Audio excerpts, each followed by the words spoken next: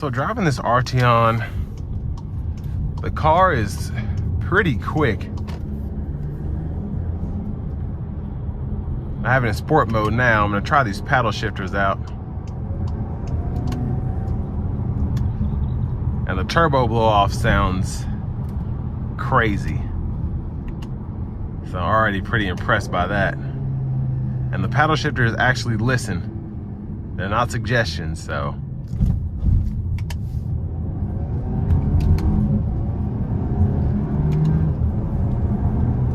And with this dual clutch, it shifts so quickly. Fantastic.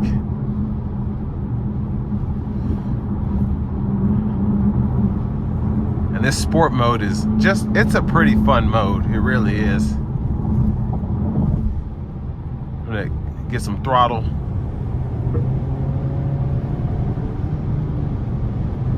I'll put the cruise on.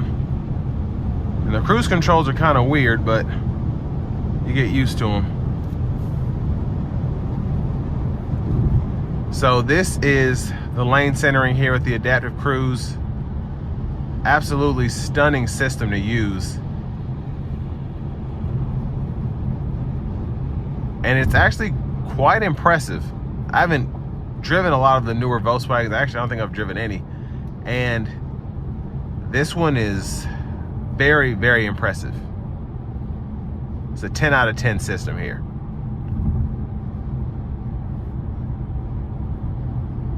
And the ride quality, even in the sport mode, is pretty impressive.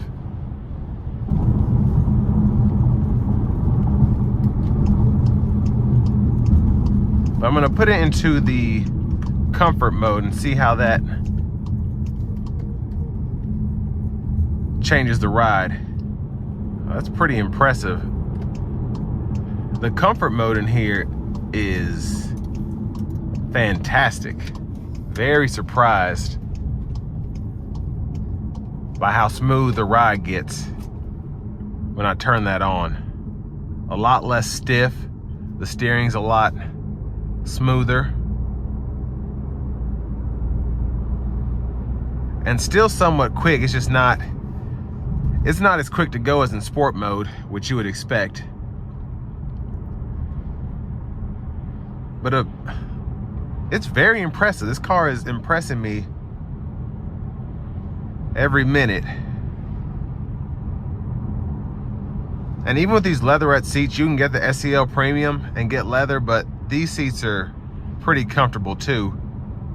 Now you don't get the ventilation that you can get with the leather seats, but I'm pretty comfortable here. Now these are on the more expensive side. I wouldn't say they're as much as an Audi counterpart or even a similarly equipped Lexus or an Acura, but I feel like you get a lot more driving fun just in terms of acceleration. These things are quick.